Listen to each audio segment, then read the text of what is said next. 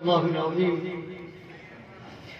کب تلک آگ میں کھوئے گا زمانے کا خمیر، کب تلک آگ میں کھوئے گا زمانے کا خمیر،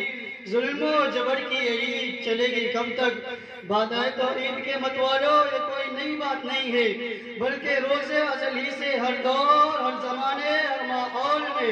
حق و باطل کا زبردست تصادم و ٹکراؤ رہا ہے۔ کوئی بھی زمانہ ان دو طاقتوں کی ماری کا آرائی سے خالی نہیں، آج بھی انہی دو طاقتوں کی مقابلہ آرائی ہو رہی ہے۔ چنانچہ آج بھی باطل اپنے مکمل منصوبہ بندی کے ساتھ حق کو دبانے کے لیے سرگردہ ہے۔ باطل طاقتیں مجتمع ہو کر اسلام کے خلاف محاذ قائم کیے ہوئے ہیں۔ اسلام دشمن عناصر مسلمانوں کو صفحۂ ہستی سے مٹانے کے لیے پورا زور صرف کر رہے ہیں۔ شمع رسالت کے پروانوں، آج وہی مسلمان جس نے بڑے سے بڑے داؤ اشم، گروڑوں تمکینت کے مالک، ارباب اقتدار کے چھکے چھڑا دیے، آج وہی مسلمان محکومی کی زندگی گزار رہے ہیں، ظلمت و پستی کا شکار ہوتے چلے جا رہے ہیں، کیڑے مکوڑے کی طرح زندگی گزارنے پر مجبور ہے۔ آج انہی مسلمانوں کے بنیادی حقوق پر ڈاکہ ڈالا جا رہا ہے، آج انہی مسلمانوں کی ماں بہنوں کی عصمت دری ہو رہی ہے، آج انہی مسلمانوں کی معصوم بچیوں پر نیزے اور تلواریں کی بوچھاریں ہو رہی ہے، ان کے مساجد و مدارس کو ناجائز پابندیوں میں جکڑا جا رہا ہے۔ حالانکہ یہی ظالم ہے جو کل تک ہمارے محکوم تھے، جو کل تک ہمارے قدم چومنے کے لیے تیار تھے، جو کل تک ہمارے محتاج تھے، جو غدارِ وطن تہذیب و تمدن سے عاری ہمارے تابع فرمان تھے، آج ظالم یہی درندے ہمارے حقوق پر حملہ کر رہے ہیں، ہمیں اپنے حقوق سے دستبردار کرنے کی اسکیمیں بنا رہے ہیں، ہمارے مذہب کی بنیادوں کو مسمار کر رہے ہیں، عبادتوں پر حملہ کر رہے ہیں۔ یاد رکھو، آج تو یہ صرف ہماری عبادت گاہوں پر حملہ کر رہے ہیں، کل یہ ہماری عبادت پر حملہ کریں گے۔ آج تو یہ صرف ہمارے مساجد و مدارس پر حملہ کریں گے، مسلمانوں کل یہ ہماری تعلیم پر حملہ کریں گے۔ آج تو یہ صرف ہمارے اخلاق و کردار پر حملہ کر رہے ہیں، کل یہ ہمارے وجود پر حملہ کریں گے۔ ہمیں نیست و نابود کر دیا جائے گا۔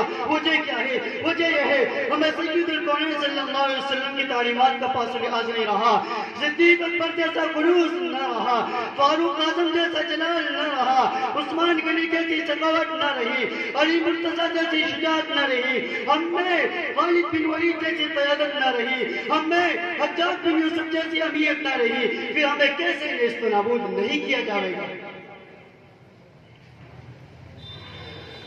چمنستان اسلامیہ کے غیور فرزندوں، آپ کو اچھی طرح معلوم ہے کہ جب ہندوستان انگریزوں کے چنگل میں سسک رہا تھا، گلشن عرضی ماتم خدا بنا ہوا تھا، فضائی ہندوستانی پر ظلم و عدوان کی رفتار گھٹاؤ کی حکمرانی تھی، تو ایسے نازک وقت میں سب سے پہلے ہمارے علماء ربانیین نے ہی انگریزوں اور ان کے تمام ظلم و ستم کے خلاف علم بغاوت بلند کیا، اپنی قیمتی جانوں کا نذرانہ پیش کیا، ملک کی سالمیت کے خاطر کسی بھی طرح کی قربانی سے دیکھ نہیں کیا، زنجیر غلامی میں جکڑے ہوئے انسانوں کو آزادی کی فضا بخشی، معصوم کلیوں کو مسکرانے کا حق عطا کیا، مظلوموں کو عزت کا مقام دیا اور اسے آزاد کرایا اور اسے جمہوریت قرار دیتے ہوئے ان گیروں کو، ان حرام خوروں کو یہاں کے تخت و تاج کا مالک بنا دیا۔ اور مسلمانوں، اگر ہمارے علماء کو اس کی ہلکی سی بھی جھلک محسوس ہوتی تو کسی بھی صورت میں ان غیر مسلموں کو یہاں کے تخت و تاج اور اقتدار و حکومت کے مالک نہیں بناتے، مگر ہمارے ان علماء کو اس کی ہلکی سی بھی خبر نہیں تھی۔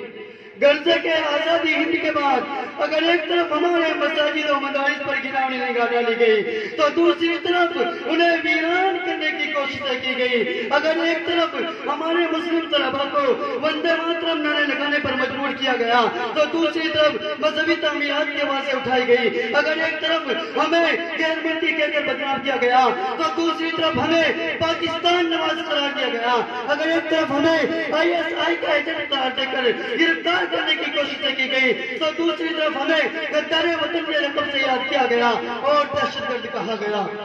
اسی پر میں اپنی تقریر کو ختم کرتا ہوں۔ وآخر دعوانا الحمدللہ رب العالمین۔